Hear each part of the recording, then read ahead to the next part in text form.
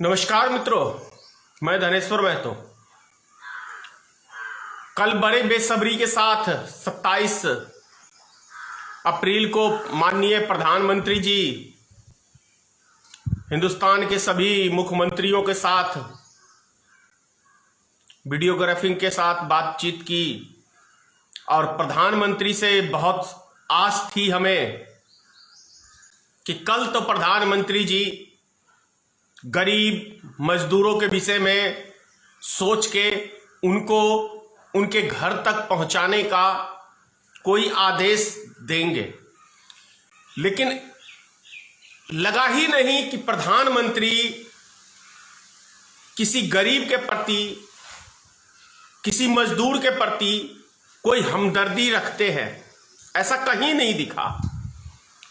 पिछले बार आपको याद होगा जब दूसरा लॉकडाउन बढ़ा था तो मोदी जी ने यह निर्णय दिया था कि जान है तो जहान है। अच्छा लगता है मोदी जी की बातें सुन के, लेकिन उनकी बात में कभी सच्चाई नहीं होती है। कभी जो वो बोलते हैं वो सत्य नहीं बोलते हैं, क्योंकि उनका कोई जुबान की कोई वैल्यू नहीं है। जैसे आपको याद होगा लॉकडाउन करने के समय उन्होंने कहा था कि महाभारत 18 दिन का युद्ध था, लेकिन यह युद्ध हम 21 दिन में जीत लेंगे, ऐसा दावा किया था। लेकिन देखिए अपनी जुबान से फिर गए, फिर 3 मई तक के लिए लॉकडाउन बढ़ाया और कल जब वो आए तो वो कह दिया कि यह लॉकडाउन अनिश्चित काल के लिए रहेगा। कोई पता नहीं है, इसकी कोई सीमा नहीं है कि यह लॉकडाउन अब कितने महीने तक रहेगा, इसकी कोई सीमा नहीं है। लेकिन एक भी लफ्ज गरीब, मजदूर, किसान, इन सब के संबंध में नहीं कहा। यह कहा कि हमें लोगों से कॉल आते हैं कि लॉकडाउन बढ़ाइए। अरे कौन सा मोबाइल नंबर प्रधानमंत्री जी आपने जनता के लिए दिया है, उस नंबर को जरा सार्वजनिक करिए। पूरे देश की गरीब मजदूर जनता तरस रही है कि मुझे अपने प्रधानमंत्री से बात करना है, मुझे अपने मुख्यमंत्रियों से बात करना है, वो हमारी रक्षा करे, हमें 2 टाइम की रोटी दे या फिर हमें अपने घर तक पहुंचाए। कोई नंबर नहीं है आपका।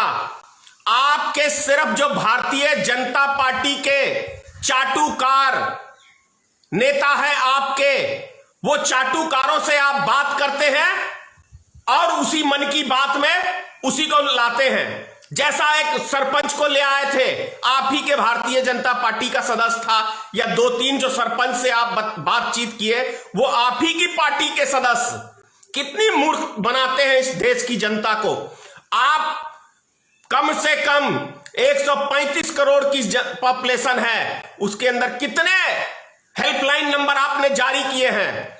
3-4, और वो 3-4 हेल्पलाइन नंबर कभी किसी को कॉल लगता ही नहीं है। तो कितने बड़े आप एक फ्रॉड प्रधानमंत्री आप इस देश को मिले हैं, जो किसी जनता से आपको कोई मोह माया नहीं है।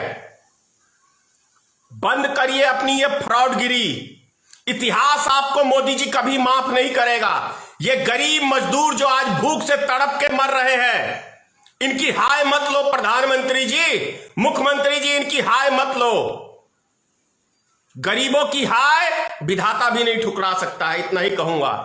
जय हिंद, जय भारतीय मित्र पार्टी और जय मां भगवती, जय श्री राम। मां भगवती आपको सतबुद्धि दे, गरीबों पे तरस खाने की बुद्धि दे मां भगवती, ऐसी प्रार्थना करता हूं। जय हिंद।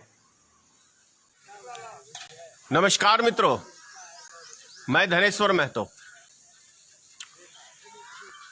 आप सब ने देखा होगा पूरे देश की मीडिया ने किस तरीके से कोरोना वायरस को लेके पूरे देश की मीडिया ने यह प्रचार करने का काम किया कि कोरोना वायरस मुसलमानों ने फैलाया। दिल्ली में निजामुद्दीन में एक मस्जिद के अंदर जमातिया के लोग थे, उन्होंने फैलाया। ऐसा लगभग इतना प्रचार किया कि एक व्यक्तियों के, हिंदू के दिमाग में नफरत एक जाति विशेष के लोगों के लिए भरने का काम इस देश की मीडिया ने किया। और भारतीय जनता पार्टी के सदस्यों ने किया। लेकिन जयपुर के अंदर एक मंदिर के अंदर पुजारी महोदय चिलम पीते हुए 300 व्यक्तियों को कोरोना वायरस फैला दिया गया। उसके ऊपर केंद्र सरकार या देश की मीडिया ने अभी तक एक टिप्पणी नहीं की। यहां से हम लोग समझ सकते हैं कि देश के अंदर किस तरीके का माहौल एक जाति विशेष के लोगों के लिए नफरत पैदा करने का काम कितनी बाखूबी तरीके से, जब पूरा देश कोरोना वायरस की संकट से जूझ रहा है, तो उस समय भारत के अंदर एक जाति विशेष के लोगों को, मुस्लिम समाज को घृणा की नजर से देखने के लिए इस देश की मीडिया का एक बहुत बड़ा योगदान है। और उतनी ही जिम्मेदारी मैं समझता हूं, माननीय प्रधानमंत्री को भी मैं कहना चाह रहा हूं कि आप भी इसके जिम्मेदार हैं।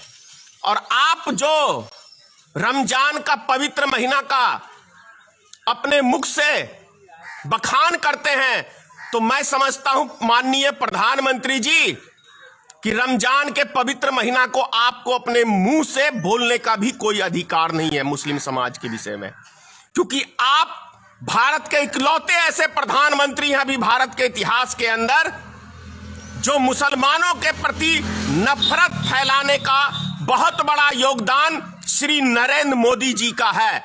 इसलिए ये बातें कह रहा हूं और इसलिए ये आरोप लगा रहा हूं, क्योंकि जब ये नफरत पूरे देश में मीडिया के द्वारा फैलाया गया है, तो प्रधानमंत्री ने एक भी लफ्ज मुसलमान के विषय में मीडिया को ये नहीं कहा कि आप अब शब्द भाषा या किसी जाति विशेष के लोगों को टारगेट ना करें।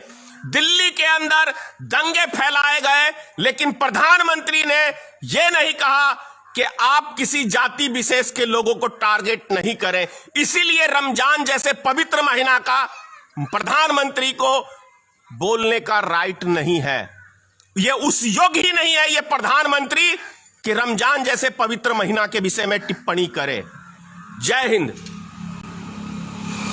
नेशनल दस्तक की आपसे गुजारिश है कि अगर इसको बचाना चाहते हैं तो नेशनल दस्तक को सब्सक्राइब करने के लिए रेड कलर के सब्सक्राइब बटन को दबाएं, फिर बेल आइकन की घंटी दबाएं। नेशनल दस्तक को बचाने के लिए बहुत जरूरी है कि हर खबर को शेयर करें, लाइक करें, कमेंट जरूर करें।